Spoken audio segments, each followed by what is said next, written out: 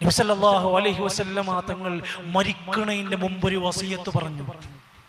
അതെങ്കിലും പാലിച്ചു. ഒന്ന്, ബാക്കി ആയിരക്കണക്കിന് മെസ്സേജ് ഉണ്ട്, വേണ്ട. മരിക്കുന്നതിന്റെ തൊട്ട് മുമ്പ് ഒരു വസിയത്ത് പറഞ്ഞു. അത് പാലിക്കാൻ നമ്മുടെ മഹല്ലുകാർ തയ്യാറാണോ? ഏതാ വസിയത്ത്?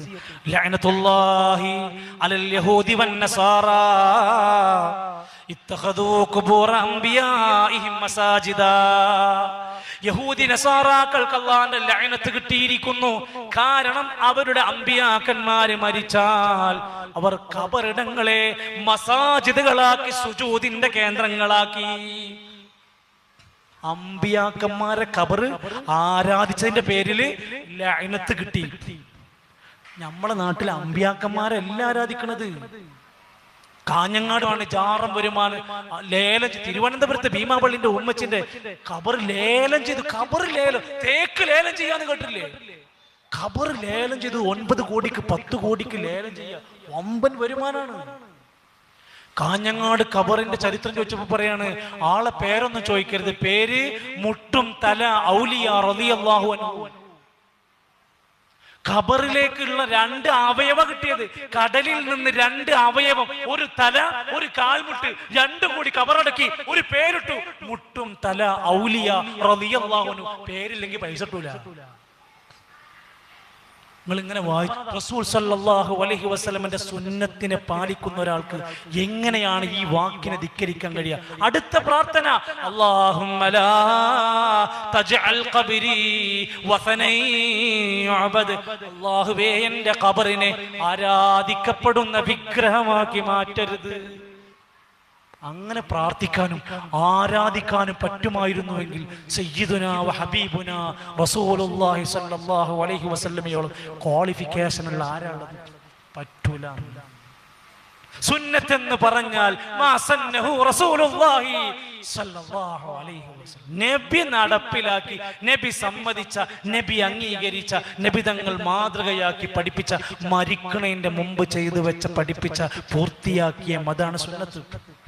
അപ്പൊ നിങ്ങൾ ചോദിക്കും, നിങ്ങൾ ബോക്സിൽ സംസാരിക്കണ്ടല്ലോ, നബി മൈക്കിൽ സംസാരിച്ചിക്കണോ? നിങ്ങൾ നല്ല കാറിലാണല്ലോ വന്ന്, നബി കാറിൽ വന്നിക്കണോ? നമ്മളെ കൈമ വാച്ച് ഉണ്ടല്ലോ, നബി വാച്ച് കെട്ടിക്കണോ?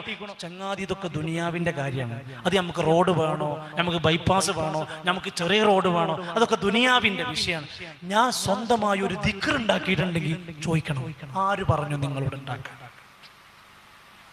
ഞാൻ സ്വന്തമായിട്ടൊരു നിസ്കാരം ആരംഭിച്ചു, ചോദ്യം ചെയ്യണം. ഇതിന് നിങ്ങൾക്ക് എവിടെയാ മാതൃക? എന്നിട്ട് ആരെങ്കിലും ഇത് ചെയ്തില്ലെങ്കിൽ അവൻ പുത്തൻവാദി, അവൻ പിഴച്ചവൻ, അവനെ ബഹിഷ്കരിക്കണം എന്ന് പറയാ. എന്ത് വേണമെങ്കിലും നിങ്ങൾക്ക് നോക്കാം. റസൂൽ സല്ലല്ലാഹു അലൈഹി വസല്ലം അവിടുന്ന് 23 കൊല്ലത്തെ ജീവിതകാലം, ഇവിടുന്ന് ഹജ്ജിന് പോകുന്ന, ഉംറക്ക് പോകുന്നവർ ഇത് പഠിച്ചിട്ടാ വരുന്നത്. അവിടെ നമസ്കാരം കഴിഞ്ഞാൽ അൽഹംദുലില്ലാഹ് ഹംദൻ കസീറൻ യുകാഫി മസീദ എന്നൊക്കെ പറഞ്ഞ് ഇമാം ഇങ്ങനെ പറയാ, മാമുമികൾക്ക് ആമീൻ പറയാ.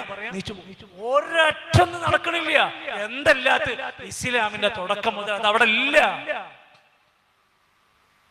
അവിടെ ബിസ്മില്ലേ, ബിസ്മി ഓതുന്നുണ്ട്, നമ്മൾ കേൾക്കണില്ല. നമ്മൾ അൽഹംദുലില്ലാഹ് കേൾക്കണത്. അവിടുത്തെ പള്ളിയിലൊക്കെ എപ്പോഴും അങ്ങനെ നടക്കുന്നത്.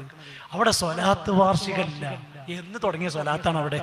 മദീനത്തും മക്കത്തും സ്വലാത്ത് പഠിപ്പിക്കുക. അങ്ങോട്ട് പോണോ? അവിടെ സ്വലാത്ത് വാർഷികല്ല, സ്വലാത്ത് പെട്ടിയില്ല, സ്വലാത്ത് പാർസൽ കച്ചവടമില്ല. ഇവിടെ എല്ലാം കച്ചവടാണ്, സ്വലാത്ത് കച്ചവടാണ്.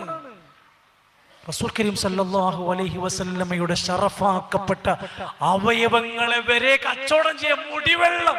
അത് നബിന്റെ പേരൊന്നല്ല. ജാലിയൻ വാല എന്ന ബോംബെക്കാരന്റെ മുടി കൊടുത്തിട്ട് ഈ നാട്ടിലെ മനുഷ്യന്മാരോട് പറഞ്ഞ് കുടിച്ചോളിയും, ഇത് നബിന്റെ മുടിട്ട വെള്ളാണ്, ഫ്രീ ആയിട്ട് തരൂല. 25,000 ഉറുപ്പിക തരണം. എന്താ ഫ്രീ ആയിട്ട് നിങ്ങൾ തരാത്ത? നിങ്ങൾ നബിനോട് ഇത്ര സ്നേഹമുള്ള മഹാന്മാരാണെങ്കിൽ കൊടുക്കണ നാട്ടിലേക്ക് ഫ്രീ ആയിട്ട് കൊടുക്കൂല. 25,000 ഉറുപ്പിക എത്ര പോകുന്നൊരു കുപ്പി വെള്ളത്തിന്? കേട്ടില്ലേ? ഇപ്പോ മുടിന്ന് വാക്ക് മിണ്ടണില്ല. ഞാനും നിങ്ങൾ സംസാരിക്കുന്നില്ലെങ്കിൽ, ഞാനും നിങ്ങളൊന്നും മിണ്ടാതെ നടക്കുകയാണെങ്കിൽ ഇവിടെ ഒരു പ്രശ്നമില്ല. പക്ഷേ ജനങ്ങളുടെ ഈമാൻ മുഴുവൻ തകർത്ത് തരിപ്പണാക്കും. പൈസയും കൊണ്ടുപോകും, ഈമാനും കൊണ്ടുപോകും. അപ്പൊ മറ്റേ പാർട്ടിക്കാർ വന്നു, 25,000 വേണ്ട, അത് ഓരോ മുടിവെള്ളത്തിന് സനദില്ല, ഞങ്ങളടുത്ത് സനതുണ്ട്, ഞങ്ങളും ഫ്രീ ആയിട്ട് തരൂല മക്കളെ, ഞങ്ങൾക്കും പൈസ വേണം, 10,000 തന്നാ മതി, ഒരു ചെറിയൊരു ഡിസ്കൗണ്ട്. നമ്മൾ ഹൈപ്പർ മാർക്കറ്റുകാർ തമ്മിൽ നടത്തുന്ന പരിപാടി.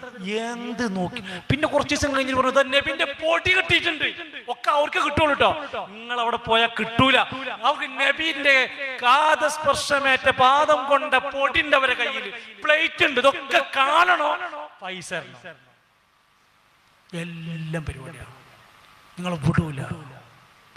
ഒരു പ്രസംഗിക്കാൻ പോലെ നിങ്ങള് അതെല്ലാരും നിങ്ങൾ ഉമ്മാന്റെ കബറിങ് അടുത്ത് വേഗം പോയിട്ട് നിങ്ങൾ പ്രാർത്ഥിച്ചാ പോരാ, നിങ്ങൾ ഉസ്താദിനെയും കൊണ്ടുപോയി പ്രാർത്ഥിച്ച് ഉസ്താദിന് എന്തെങ്കിലും കൊടുത്തിട്ട് പ്രാർത്ഥിക്കണം.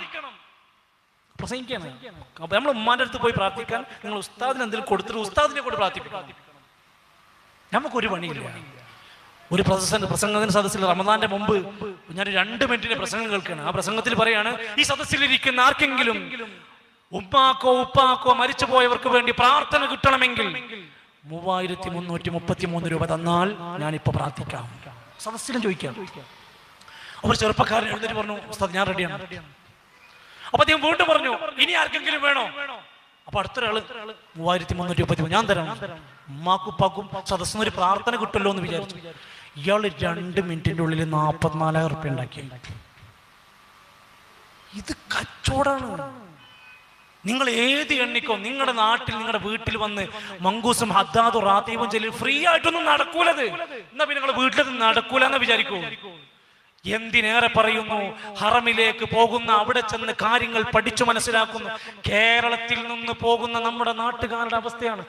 7-8 ലക്ഷം രൂപ ഹജ്ജിന് പോകാൻ വേണ്ടി പൈസ കൊടുത്തിട്ട് ആ സ്ത്രീകൾക്ക് അവിടെ ജമാഅത്ത് നിസ്കരിക്കാൻ പറ്റൂല. എന്ത് മുജാഹിദിന്റെ പള്ളിയാണ്, വഹാബികളാണ് ഇമാമ്. നമുക്ക് ശരിയല്ലേ, നമുക്ക് റൂമൊക്കെ പോവുക. 200-ലധികം രാജ്യക്കാർ അവിടെ വന്ന് നിസ്കരിച്ച് ഓല ഇബാദത്തായിട്ട് ഓല് പോണ്. കേരളക്കാരന്റെ ചില അവസ്ഥകൾ ദുരുപയോഗം, വഹാബികളെ പള്ളിയാണെന്ന് പറഞ്ഞിട്ട് ഇറങ്ങി പോവുകയാണ്.